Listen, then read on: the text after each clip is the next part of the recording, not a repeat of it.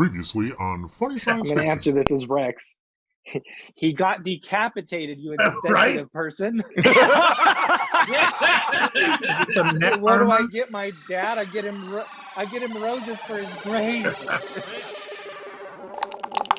Hi, I'm Drayton Allen, and this is the Funny Science Fiction podcast where teleporter mishaps are viewed more as an opportunity for humor than a personal tragedy. This week we'll be role-playing an interview with Game Master Extraordinaire, Guy Sclanders. Brought to you by our charity sponsor, the Red Shirt Widows and Orphans Fund. Remember, it hasn't happened yet, but someday we will explore space, and the brave men and women who wear the red shirts will be brutally murdered by hostile aliens or killed by stupid engineering mistakes based on bad science. Imagine the comfort you'll give crewman number 7, knowing that when he puts that on that red shirt and gets eaten by a hideous amorphous alien blob thingy on Janus 6, 18 minutes into episode 27, that he didn't leave his family destitute. Well, this week, I'll be the honorary game master, Josh will role-play our red-shirted interviewer, and Guy will be our acting guest. And Tim will be the evil, sarcastic, whimsical jester. So let's everyone roll initiative to get our show started.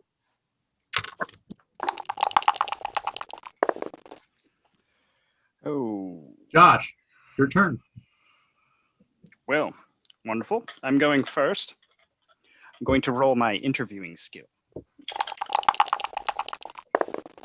Oh. 1. First of all, we'd like to introduce Guy Sclanders, who's helped disrupt the role-playing community to strict rules of adherence, in which if they don't follow them by the book, he gets banned by the banhammer of righteousness, which has led to uprisings in the community, and frankly, they're outraged.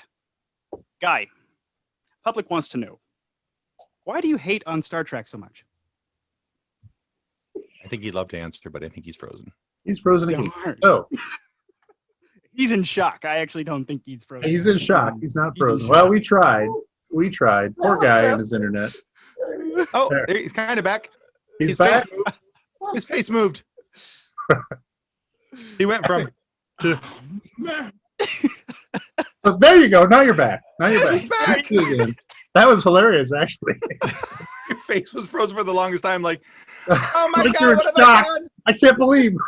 Did I actually agree to do this show? Yes. What? Do you want me to roll for my answer? Is it going to be a good answer? You or a can, bad- you can, please roll away. I'd love to. All right, we have the Pandora's box here. I got a natural 5, so Ooh, I'm going to answer that question by saying no comment. No comment. very wise, very wise. Then here, let me roll again here really quick. My dice dropped on the floor. Happens once per game, you know. Please. I think he's frozen again. Yeah. 1. All right. So So they say. so why do you insist on bringing back Thaco to Oh, D&D? no. Asked all the wrong questions. Again, he freezes on the answer. He's like, maybe if I pretend to freeze, then I Yeah, don't have if to I- answer if the I just- question. Yeah. I can't hear you very clearly. You guys are going to have to... wait, you can see me. Sorry. Did you ask a question in that silence? Because I didn't hear one. Oh, I said, We why did. do you insist on bringing Thaco back to D&D?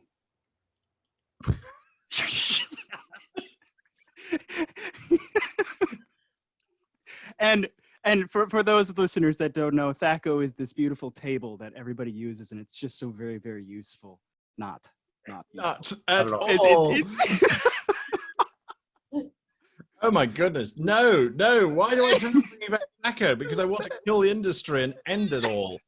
I want it all to be over. And we're all going to go and become accountants because that's the ultimate goal, right? exactly. So, for all those of you who actually know Guy, he loves Star Trek, likes sci-fi, all that kind of stuff. In general, he promotes a mindset of acceptance and fun being the standard principles of role-playing.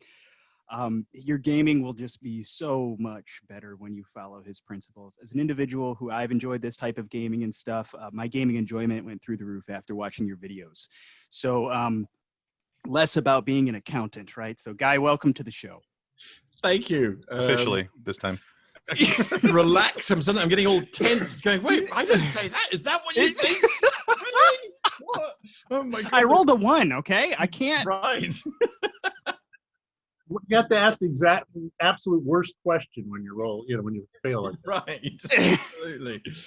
Oh my goodness. Yes. So I'll say your content really resonated with me. I was at the time of really starting my role play stuff. I was in high school. I was in drama class. I was in plays and etc. And improv was a thing.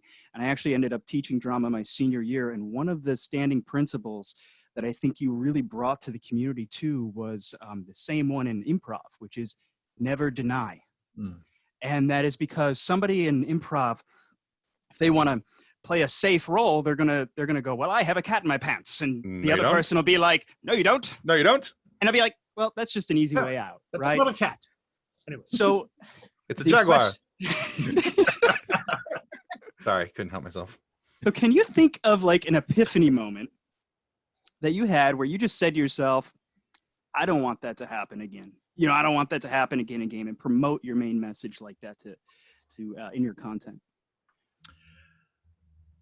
Yeah, I think that happened very early on in my role-playing experience. This was even before I started to study film and script writing and all that kind of cool and wonderful stuff.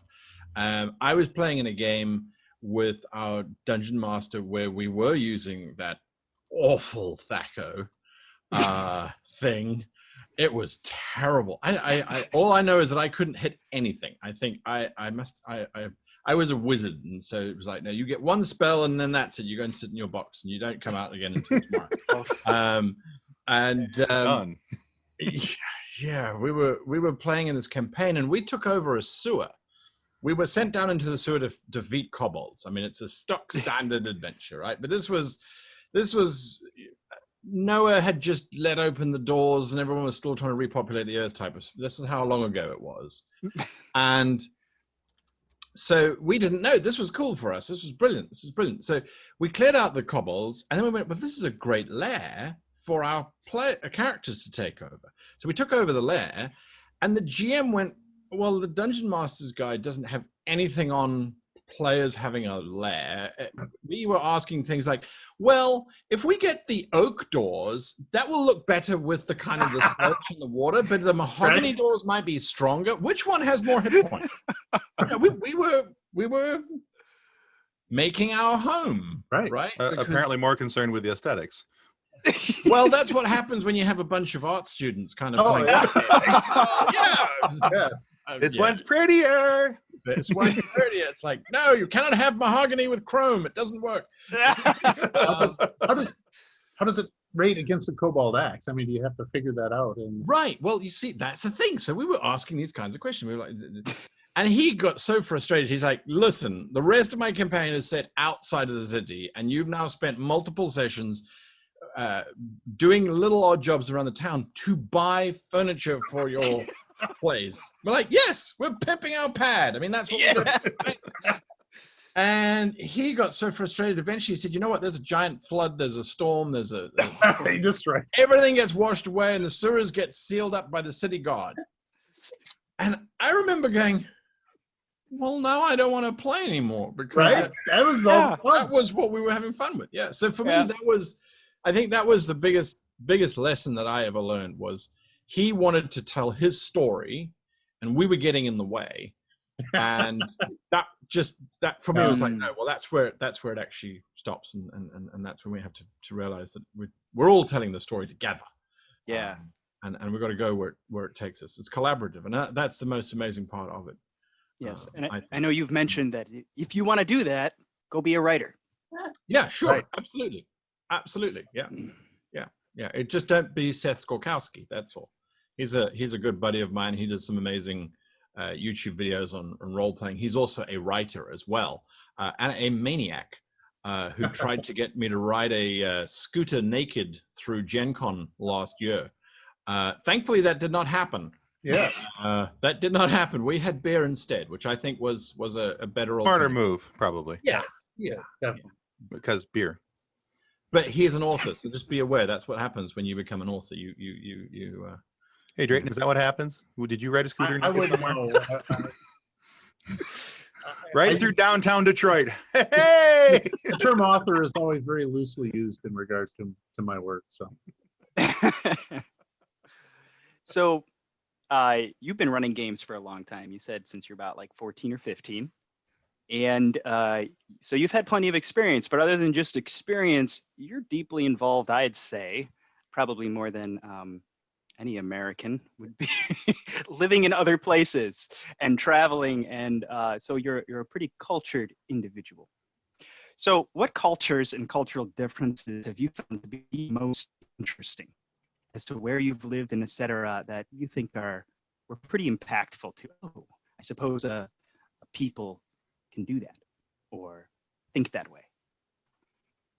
I would have to say, I think when I lived in Tokyo, the most amazing thing about Tokyo is that the role-playing community there's two different role-playing communities. The Japanese role-playing community, and then there are the English-speaking role-playing community.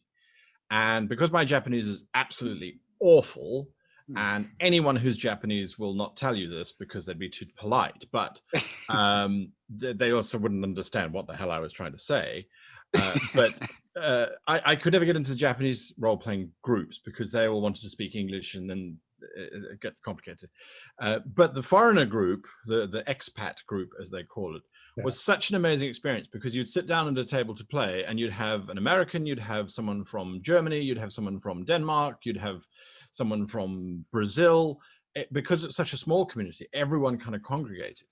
And that allowed me to role play with very many different sort of nationalities. Fun. And it's so interesting to see how Americans and Canadians to a degree play versus, say, Germans or Swedes or South Africans or Australians for that matter. So having been able to play with all of these different cultures, it's like, who am I playing with? Am I playing with Australians?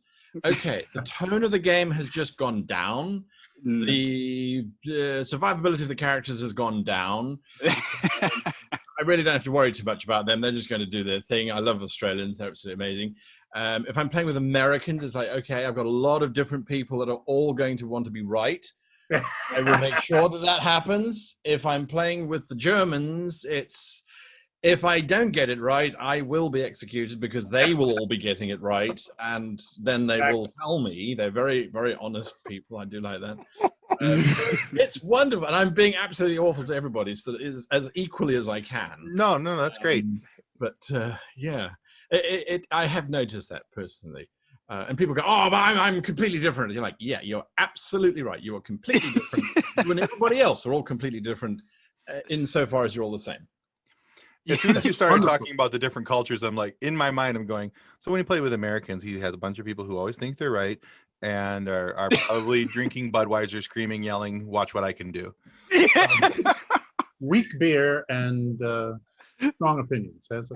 Weak beer, strong opinions. Got to be a tagline somewhere. Right? And I'm pretty sure there's naked on a scooter in there somewhere as well. It'd probably be naked on a Harley if they're American. There you go. You know.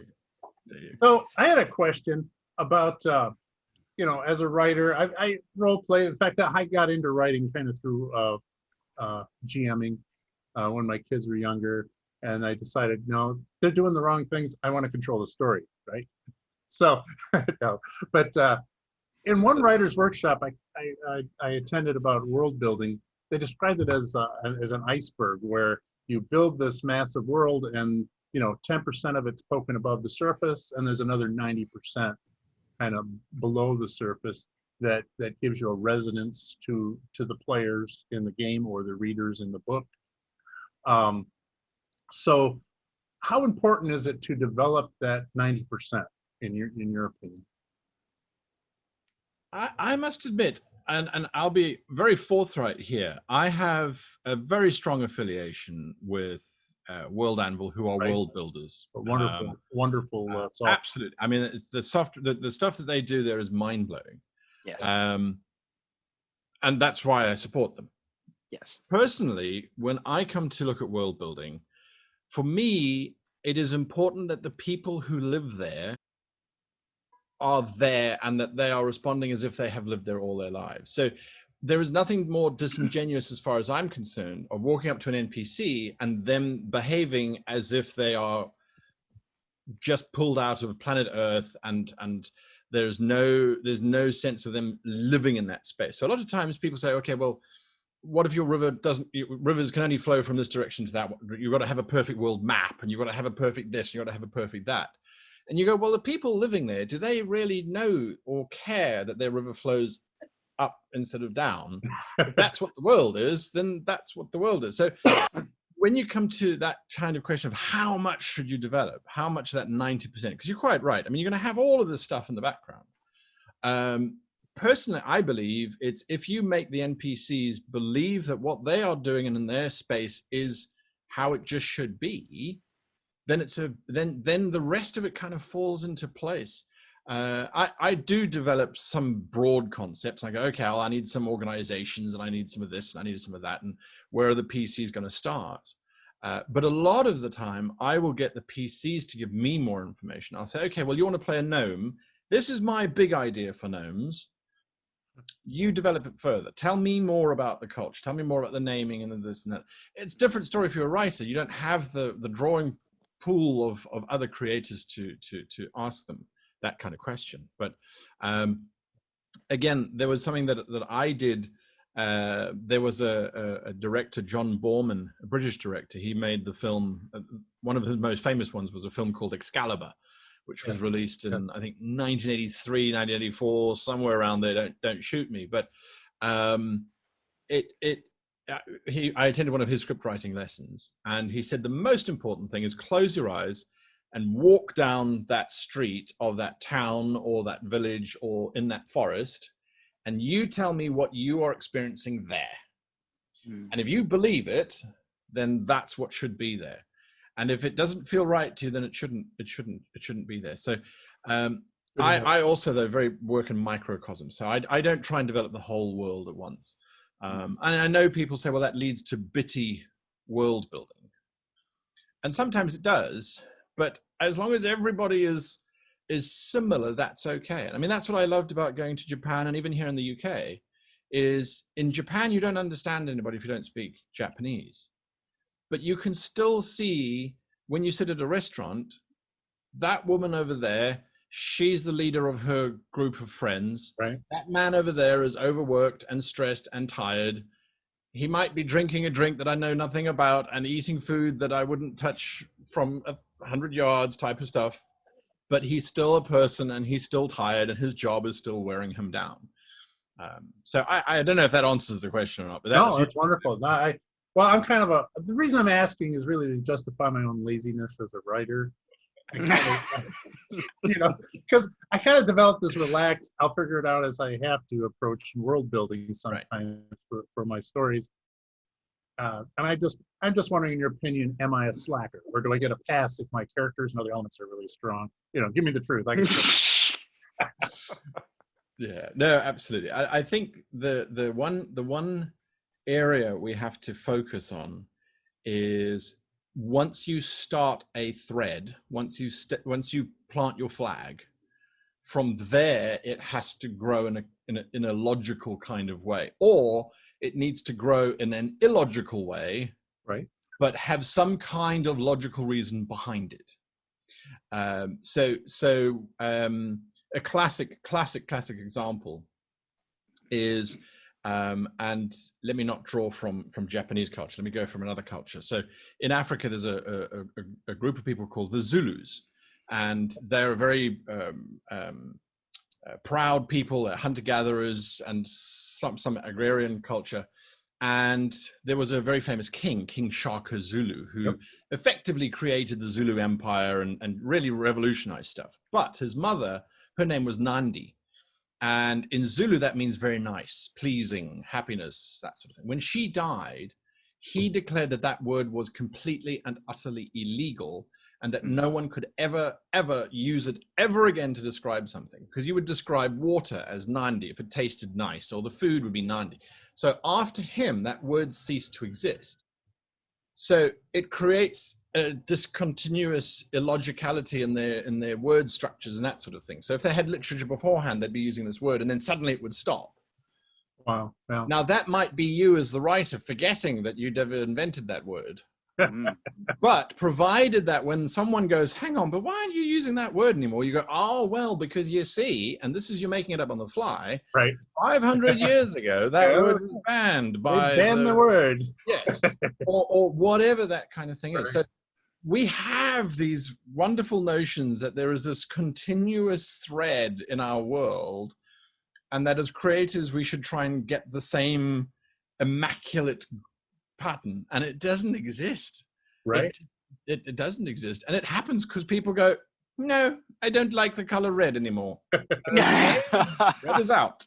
That's why I love history, because history doesn't have to make sense. It doesn't have to follow a plot. And so most of my reading and such that I do, I enjoy history because of that very fact. Because when I watch a work of fiction, I'm always, why did he choose to do that? I'm always questioning the author now. But when I read history, it's like, well, they're just people and they're doing stupid stuff. That's just what happened. It totally does. Exactly. So, guys, you can see, comedy to us is kind of important. We like to laugh. We like to be irreverent about a great number of things. But I think you would agree that in order to make a story more interesting, or a game more interesting, that comedy can be an important factor. It can add fun to the campaign. It can add fun to the characters, add a depth to them. But it also can make the villains more villainous, especially if they're a bit sarcastically evil in their villainy. So what we were thinking is maybe you could share with us a story about your favorite funny moment in a game that you were involved in, if you can think of one. Wow. So yes, interesting question. And the only reason why I think it's an interesting one is because you often go, well, that's situational, and you kind of had to be there. And you go, oh, I've got this great story, and then you tell it, and everyone's like, yeah. Oh, yeah. Well, you have to be there. You're like, Great story. Thanks for sharing. Yeah, thanks for sharing. Now can you go away? So, I completely agree. Humor is absolutely vital. Whether you are doing a horror or science fiction or fantasy, it's absolutely key. And when you look at the great works of literature, most of them have funny moments in them somewhere. It might not be very, very often. So I think in terms of funny moments, it was funny because it actually happened. And nobody expected it. Nobody expected it. I had a player character drop 40 tons of beans onto my giant nemesis, who was riding a white dragon, and he killed 3 of his other fellow PCs at the same time. Yeah, of course. Nobody knew that was going to happen. The party had split up effectively, and 3 of them had gone suicidal and gone to go and attack my giant nemesis. They weren't supposed to attack the giant nemesis. He was actually positioned in such a way that they couldn't normally get to him, except one of them shapeshifted into a spider and climbed the rest of them up to this place. No. As a GM, you're kind of watching this going, well, they're climbing towards my big bad, and it's adventure number 2, and they're only supposed to face him in sort of 20 or 30 levels time. Right. Let's see where this goes. Way too soon. And the other character, he was on their flying sky whale, because I like flying sky whales. And who doesn't? He was bored. And he's like, well, I'm waiting for the others. And you go, well, you don't see them. So, all right, I take the sky whale up and have a look. And there they are fighting against this Dark Lord on his white dragon, losing. And he goes, well, we got cargo, right? And I said, yep, you got 40 tons of beans. He's right. Okay. I rotate the sky whale 180 degrees and just drop 40 tons of beans onto the whole thing. That's fantastic. It was, yeah, it's one of those moments where you kind of go, I don't know how to do this, because that's brilliant. But right, I'm fairly certain there is no rule anywhere that details what the damage is from being hit by 40 tons of beans. It has to be death, right? Complete and utter decimation. Yeah. Yeah. Absolutely. Got very slowly. Yeah. I think you drop 40 tons of anything on something, it's going to be a problem. It's gonna cause a problem, right? Yeah. Absolutely. And what a good point about comedy when role-playing too is that, it really does depend on the people you're with and et cetera, because there's various inside jokes that you start building upon. So I understand why I was like, oh yeah, I guess that would be hard to like really explain properly. So Like yeah. if we were to do a story, we would have to do a story about Nick, our shadow mage, backing up an ambulance into an overhead door. Is that why And you're like, what is that? Right? Guy, Nick, you is have that to why watch you- episode 1, guy, to in get that last game joke. that But I heard you playing? Is that why you went up the backside of the giant? You went through the rectum during dang near killed him. Rectum. it rectum. Okay, It's amazing how often that happens, isn't right? it? I mean, one moment you're fine, and the next minute there's just a gnome going up where a gnome should be. And you Right. Boldly go where gnome has gone before. right? No, Right? no gnome. No gnome. Exactly. No gnome has gone before. What game? I was actually in a game the other day. With a bunch of Australians, that's why. Down under. Down under, up under, and in under, and then that was the problem. Oh my gosh. Yeah, and you kind of go, well, I don't know what damage you take when your colon is eviscerated by effectively a demented wombat. So anyway, I mean, yes, absolutely. I mean, I think Under for your decimation. proctology skill. well, exactly right. I think that might be a good book to write. Gnomes in awkward places, or How my innards got wrecked by a demented wombat. Gnome alone. No, Malone. No Malone too. Wombat's So- revenge. This is a serious interview. Come on. It's very Yes, serious. we're very serious. Very. So Utterly. you know, nowadays a lot of people are meeting for Zoom, obviously. I'm back. Back. Oh, my Bro. Oh, God. I didn't even notice you freeze, so that's good. All right. Oh, really? It I was thought it just was Yeah, no. face of panic. We're You're hiding good. from a T-Rex. Yeah, that's what we keep saying. There's a T-Rex passing by his window. So That's right. so nowadays a lot of people are meeting through Zoom. Oh yeah. A lot of communication is nonverbal, Oh, right? They say that 7% of communication is words, and then the rest is simply tone of voice and body language and all this stuff. And you have some background in virtual reality as well, and you have a good interest there.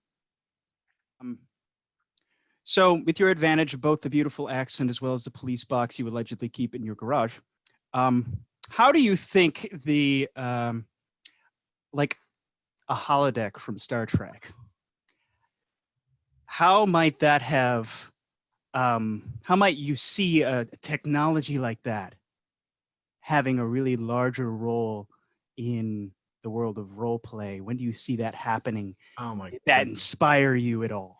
Oh my goodness. Well, that's the end of humanity. I'm convinced. Yeah. I'm convinced. Barclay's syndrome, or what do they call Yeah. it? Barkley. Yeah. Yeah, that's right. I know about that. His holodeck addiction. I think that's exactly what would happen. I mean, it really, really would. At the moment, you know, we've got all of the VR, but that's ridiculously expensive to get into, and then it's very technical. And I'm working with a couple of developers at the moment. Well, they're doing it. I'm just giving them my 5 cents and telling them that what they should add and that sort of Nice. where they're trying to make it as immersive as possible. But the tech is always the barrier. So when you get to something like a holodeck, where the technology is invisible, wow, good grief. Forget real life. I mean, we just wouldn't live there. The Matrix, plug me in, call me a battery, but let me play on the holodeck. I really don't care. I mean, I think that would be an amazing space. And you suddenly go, well, forget you're not a movie director anymore. You're not an author anymore. You're not a dungeon master anymore. Now you're creating a real world where you can create your NPCs to have these plot lines and this sort of thing. And when you actually look at the holodeck from a how would you write a holodeck novel? Right. Mm. Oh my The God. amount of AI that needs to be present in the background with some basic actions already programmed, because otherwise it would be like choosing an adventure book. You'd walk up to the holodeck hologram and you'd say something that's completely off script, Right. and the next minute it would hand you a bucket because it sort of tried to interpret what you were asking. Yeah. And, you know, so fabulous technology. I would love to have it, but I don't think you'd ever leave. I really don't think you'd ever leave. Yeah. I mean, it would just be amazing. There'd just be feeding tubes running to each of us as we right. turn into blobs. Right. But what was interesting, I don't know. Well, I find this interesting anyway. We were involved in virtual reality technology and 360-degree production of stuff, and we did an experimental film where it's the same story, but you can watch either perspective. So it's a bunch of heroes rescuing their mate from evil Nazi Germans, and you can watch either the Nazis interrogating the hero, or you can watch his friends coming to try and save him. But it's in a 360 environment. So when you look to your left, they're the Nazis. When you look to your right, they're the heroes. And they're running up a hill, and you can run with them, or you can go back into the interrogation room.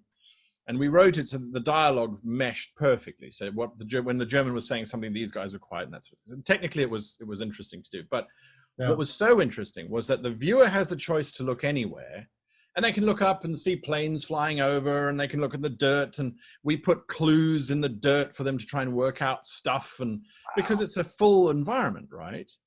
Yeah. What YouTube has is they've got heat maps for where you are looking in this virtual environment. And the humans, the viewers, we still only looked at the faces of the people participating in the whole. Occasionally, there would be someone who looked around a little bit, but we just look at each other's faces. And you go, well, the holodeck, that a complete immersive environment, as amazing as we would find it, to someone who already had it, you wouldn't be going, oh, wow, look at this amazing architecture. You'd be going, yeah, it's another amazing cathedral. Yeah, they downloaded that off of mesh.com or whatever.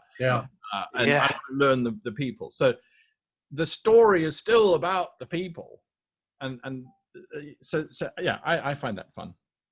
Well, while he was describing that, did anybody else hear the song Steelers Wheel, stuck in the middle with you, going through their head? Nazis to the left of me, heroes to the right. Sorry, I couldn't. There's another question from our admin, Deb. She had heard about the police box as well that was in your garage, and was curious. How do you think games like roleplay were played in 76 BC? And how might that, what do you imagine probably happened back Ancient Roman role-playing. Yeah, I'm just making sure. 76 BC, it's like, okay, what was happening on planet Earth in 76 BC? I think that it was, it was probably a whole bunch of Romans sitting around speaking Latin, and I won't attempt to speak Latin, going, all right, so you see Visigoths on the horizon. What do you do? What do you see Scythians to the right, Dacians to the left. What do you do? What do you... Here I am stuck in the middle of you. Well, pretty much. Got him Pretty started much. again. He's just setting them up. It's not my fault. Well, at least someone's taking them down. Otherwise, it's just leave me hanging. So I tend to think that it's just, I see a whole lot of Life of Brian going on in 76 BC. They're playing some role playing. Rolimus the Decimus.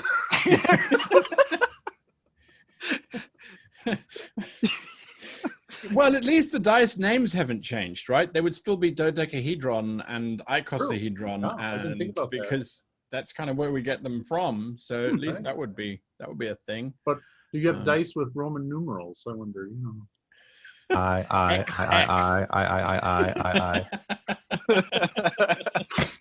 Somebody will have to make those. I actually have not seen dice with Roman numerals, but that's only because you have a whole bunch of players going, I rolled a 4. No, it's a 6. Wait, Wait a minute. yeah, Flip it over. exactly. Well, there's I a rolled marketing opportunity. I rolled a V. What happens with that? Oh, man. So a lot of people know you love Star Trek, and some even know you did a little bit of voicing work for a mod in New Horizons video game in 2016. That's right. Can you tell us a little bit about that? Well, that was a lot of fun, and that was just me sort of interfering and stuff, because the guys were doing a mod, and I really enjoy the mod space for some kind of games, because there really are not enough Star Trek games out there. The most I think the most impressive Star Trek game that was ever released was a game called Birth of the Federation. And that was 1996. It was actually a 4X game before 4X even existed. It was a really complicated game. They really tried to push the envelope on it, but it was so buggy that it didn't do so well. So this mod came out and I kind of got hold of them and I said, hey, I would love to do some voices. And they went, well, there's a whole voice thing. And I had to sign all kinds of things. And then they're right. You're right. You are doing Romulan. You are doing, there was a race. I still can't remember the race that the other race that I did, but I had to go and try and find an episode where this race existed just to see if I could hear their voice. And of course, couldn't hear any, because I don't think they were even voiced. I think it was just sort of one of the randoms in the background. So we sort of tried to fudge that, but that was a lot of fun. But after a while, you kind of realize that the voice actors who do computer games, they probably can't play computer games because then they're just hearing themselves going, yeah, I shall comply as you wish en route. We're under attack. It's like, oh, shut up. Yes.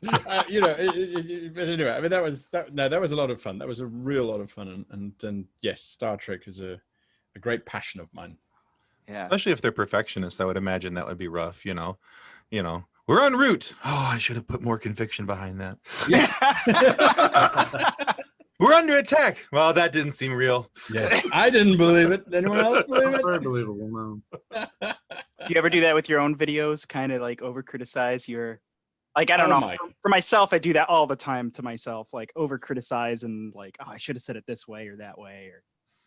Or Generally speaking, I'm usually sitting there just going, what was going through my mind when I did that or that or that?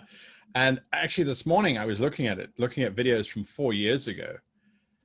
And I kind of go, there must have been a really weird amount of chemicals in the water that year, because that was the year that the YouTube channel started to grow. And it's like, I have no idea why.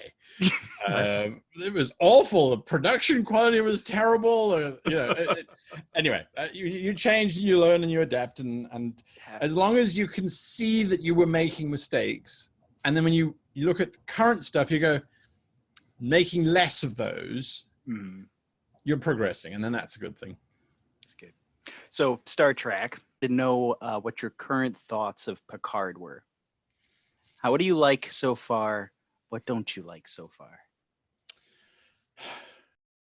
I sigh because it's like I so wanted that series to really restart the essence of Star Trek. And it would have been so easy because they already shot an episode of Picard in 1993 or 92, whenever the series ended, in the finale of The Next Generation called All Good Things. We saw Picard in his France in Le Bar, and we saw him with a beard. And the most important thing for me was that we saw how he reacted to a new crisis. He didn't storm into Starfleet and demand this and become this arrogant, opinionated individual who didn't care about others. He investigated. And so when the new Picard came out, I started watching it. And as a person who has a film background, I understand what they were trying to do. But I feel that they shouldn't have done it with Picard. I think if they had done it with an all-new group, it would have worked phenomenally better. Because the character of Picard is not Picard, in my opinion. The writers, and I know Patrick Stewart was heavily involved because I follow Patrick Stewart on Twitter along with, 150,000 other people. But I know that he was involved, and I think he wanted it to be a little bit more edgy, perhaps. But I don't think they got the tone of Picard right. I think his approach was way too aggressive. And not the Picard that he was. And I understood that they tried to build it up, that he was angry about the betrayal that he felt the Federation had given to him. But we've seen Picard multiple times just accept what the Federation have ordered him, not agree with it, but accept it because he's the champion of the Federation. I mean, really, the Picard that we see now, the series, he behaves more like Kirk than he does Picard. Yeah, good point. Yeah, and I was like, yeah, not how I will remember Picard me personally. I think Star Trek Nemesis, the final sort of TNG movie, that for me was still Picard being Picard before he changed. Yeah, that's just my opinion. I mean, I can go on and on and on and on and on, but was there a character from the Next Generation that you think the storyline would have fit better than Picard? Somebody else in that show? Worf, Riker,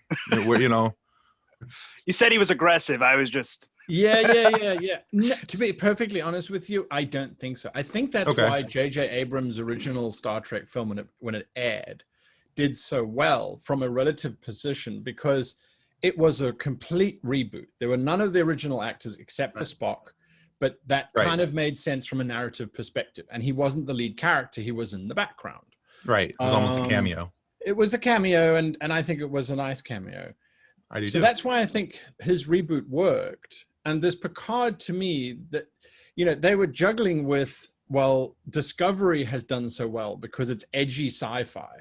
And I think Discovery did well because they kind of removed everybody from the original series, and we had new people to supposedly latch onto. Not that we did, because they're all boring. But aside from that, moving forward, at least they had a clean slate, so they could do some interesting things.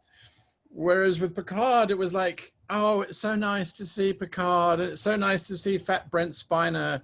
It's really cool to see Riker and Deanna Troi and all of her plastic makeup. But it was nice, but they could have done a few little cameos. And they should have learned, by the way, as far as I'm concerned, they should have learned, because the ending of Star Trek Enterprise, that entire series should have warned them not to try and go back to what they were doing. They should have done a clean slate. But at the end of that, once again, we had Deanna Troi and Riker, and I don't know of a single person who can honestly say that when they saw the two of them sitting in the holodeck watching, that everybody didn't go, oh my God, they got fat and old. And that's not what we remember them as. Right. Yeah. Right? And then you kind of watch Picard, is like, that's what happens to everybody. And I know it's true, but it's kind of sad, because tomorrow you watch Next Generation and it's as fresh as if it was shot today. Right. I miss the episodic nature of the older Treks too, because all the new ones have been like mini dramas, which everybody's got these ongoing character development, which is great. I mean, that it's its own thing, but that's not, to me, Trek. That's a movie based on Trek, or a miniseries based on Trek. So I miss the episode type where they're always coming up with something new and solving it in an hour. Theoretically, that's what they're doing with the new spin-off with Pike. There's lots of rumors on the fact that that's going to go back to being a little bit more episodic. But Deep Space Nine was the first of the old guard that started to have overarching narrative. Right. And that was a function of the influx of being able to have things like Netflix and All Access, where people would then suddenly start to watch the entire season in one sitting. Exactly. And it was also towards the end of where we used to have 24 episodes in a season. It suddenly has, it dropped down to 12, and now it sits somewhere between 6 and 10 on average. And again, that's just because we as viewers, we just absorb everything at once. That's what I did with Discovery. I did the same with Mandalorian. It's like, I'm just going to wait until it's done, and then I'm going to watch the whole thing. Yep. Because this whole idea of waiting a week, I'm an instant gratification human nowadays. I want it all now. So yeah, but hopefully Pike will do that. And Pike is to a large degree a clean slate in terms of the characters. I just hope his first officer develops some kind of personality other than just being the tough one. But yeah. I could go on and on and on and on and on and on and on and on and on because I used to do a lot of script writing lectures, and the original Star Trek content, when you look at the characters, when you look at the narrative, those shows, whether it was even the original stuff that Gene Roddenberry wrote with Kirk and Spock, or the Next Generation stuff, that stuff was so forward thinking that it used to get banned on national television. It was banned in South Africa, for example. They weren't allowed to show it because of the ideologies that they were presenting in that show. Discovery's never going to get banned in any country. And you might say, oh, well, because the country's attitudes have changed. Well, yes, they have. But right, there's been some moral advancement, but yeah, they're not challenging moral ethics. They're actually going backwards to a large degree. sure. It's like, you will sacrifice yourself to save the ship. So go die in a cubicle. We're not going to think our way out of it. We're just going to kill a crew member because we can. It's like, and everyone went, well, that's okay. We don't care. Well, at least I certainly did. I had a tough time with Enterprise or Picard for that matter, trying to find a character that I went, oh, that's a cool character. I like that character. We kind of had an edgy 7 of 9, which everyone went, yay, we got a 7 of 9. That's super cool. And she was the coolest of the characters as far as I'm concerned. Everyone else was like, I don't know why I should like this person. Yeah, I felt like, Riker just stood around and smirked a lot. Yes, he was just absolutely. I'm going to give you my arrogant Riker grin and just be right. Let me do my Captain Morgan impression. Right. Yeah. Absolutely. Absolutely. So yes. Tim, I know you had a question about the Orville. Yeah. So we can't just skip over a show like the Orville. I mean, we're talking about Star Trek. We're talking about these type of things. And so we look at a show like the Orville, who clearly has taken the Star Trek formula and added a bit of humor to it. Right.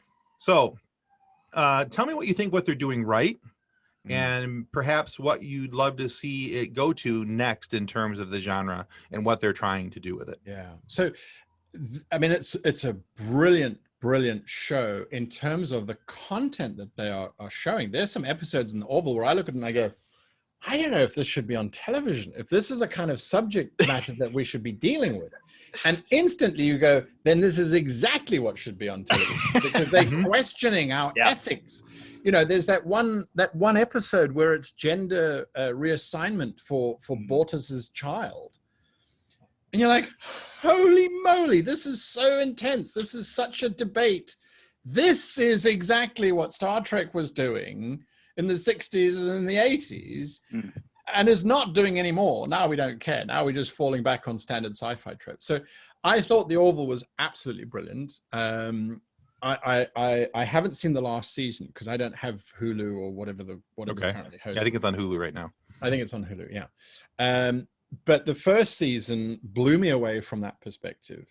That, yes, we're going to start dealing with some serious issues. And there was the comedy stuff. And I think that personally, if they had done styling like Discovery or Picard in terms of slick sci-fi that we expect nowadays, I think they would have fulfilled the Firefly space. Absolutely dominated it. And I think that they would have had even more viewership. I think by going with the more stylized Enterprise D look, I think that was their mistake, because I forget the name of the AI. It's gone straight out of my head. The robot in Orville. Anyway, it's gone out of my head. If you look at his styling, that look was established in Metropolis, the black and white German film from the 1930s. And it's C-3PO, and you go, well, maybe that's paying homage to that. And yes, it is, sure. But there's a line between, I'm paying, homage to this ancient sci-fi thing and the rule of cool. And I think cool would have done better because the writing was cool. The writing was better. Right. And you look at the characters and you go, well, this character's interesting. And they're not just, oh, these two have got a marital issue. There are a whole lot of levels to it. It's not just he's an alcoholic. I don't think there's anyone who's an alcoholic on that one. Right. But you look at the alcoholic woman in Picard. Look at some of the characters from Orville. Then look at the alcoholic character from Battlestar Galactica, the reboot from 2006, and that's Colonel Ty, and that's how you do it. where they don't wear it on their sleeve and it's hidden, it's a burden, it's something that they bear, it's something that everybody else knows about and doesn't know what to do about. And there aren't these weird one episodes where I try and reconcile with my child who we didn't know about or care about. So when he says, "Stuff you, I'm leaving," we all went, "Okay, bye." Right. You know, so yeah, and this comes back to role playing as well, and script writing and story writing is, if we don't know who these people are and we don't have anything to identify with them, and they have an encounter, if we didn't set up why that encounter is happening, no one's going to care. Right. And I think that's what Discovery and Picard, to a large degree, have been doing, is that they've been forgetting to tell us why these things are important, or they've been trying to be clever in their narrative by going, "Oh, something dramatic happens, and now we'll do a flashback sequence to why it's so important." And you're like, well, it's already happened. I don't care now why. The Borg cube was a classic example, in my opinion, of, well, oh, they got a Borg cube. That's amazing. How did they get this? Where's the interesting thing. Exactly. Yeah. You know, and what's the setup between the Romulans and the Federation using the Borg? The interesting questions were just glossed over because they weren't sort of the edgy, punchy sex scene happening between the Romulan and his android type of thing. And you go, well, yeah, all right. Yeah. And I think too, one of the biggest surprises on the Orville is the fact that Seth MacFarlane doesn't have to do shtick. Yes. You know, I mean, there is some clearly there's comedy laced throughout the show, but you know, he's not trying to do you know, it's not all the voices, it's not all the, you know, all the shtick and things that many people are used to from him. I mean, if you saw, you know, A Million Ways to Die in the West, I believe it was titled, or you know, if you're a Family Guy fan or whatever, you know, he's not trying to do any of that type of stuff. He's pretty much doing some straight ahead acting in it, I think, and actually developing that character pretty well. I agree. I think from what I have read, Seth really wanted to be in a Star Trek, and he just couldn't get in. He wasn't. J.J. Abrams wasn't going to let him in onto his show, and I don't think Discovery had been around, or most likely he'd tried to get in on Discovery and got sort of quietly told no. Sure. So I do believe, from what I've read, he started Orville specifically because he needed to be in his own. Well, all in all, it makes me keep wishing for, you know, a Douglas Adams version. I love this type of guy because the randomness and the cleverness is just, there hasn't been anybody to write like that since then, and you know, I'm a huge fan of Douglas and also Pratchett. I love Pratchett stuff. All right. Well, thanks so much for being on our show, Guy. We encourage everyone, whether they're an author, writer, artist, game developer, storyteller of any sort, just plain want to have some fun and try out role playing or anything. Guy has the absolute most put together, simple series on how you and your friends can get started, as well as even resources to find games with others online. So if you guys want to play a funny sci-fi game, Guy has content specific to that exactly on his YouTube channel. So if any listeners are building a sci-fi game, already playing a sci-fi comedy role-playing game or anything like that, please message us on our Facebook group, Funny Science Fiction. We'd love to hear about it. What's the name of your YouTube channel? My YouTube channel is called How to Be a Great GM. All right, good. We want people to go and subscribe and follow and listen to what you've got going on there. Absolutely. And is there any other place where people can find the best content from you? Yeah, if they head on over to the website, that's www.greatgamemaster.com, then they'll get access to everything, all the books and the templates and podcasts and all that kind of other stuff that we do. Excellent. But yeah. Great. Well, we're to the end of our role-playing session here, and it's time to hand out experience points, everybody. Guy, I'm going to give you 10 points to spend on your character for surviving not only the interview, but also surviving the attack of the London Internet Web Crusher. And we're going to add a red I gave Red Shirt Widows and Orphans cup to your inventory, your character's inventory. So expect that in the mail. And Josh, you had some epic fails to begin with, but you somehow managed to still have an interesting interview anyway. So I'm going to grant you 6 points. Okay, But fair enough. Your microphone now adds +2 to all interviewing roles. Okay, Beautiful. So upgrade on your equipment there. Thank you. I'll Tim, write your that role as the evil, sarcastic, whimsical jester did make us laugh. I'll give you 3 points for being sarcastic and whimsical, but your evil alignment was not well depicted in your role playing since you didn't even break out maniacal laughter hardly once or even twice. So I'm not going to give any points on that. If I do it now, do I get points? Little late. But I'll give you some bonus points for accurately portraying your quirk of referencing obscure 70s songs in awkward situations.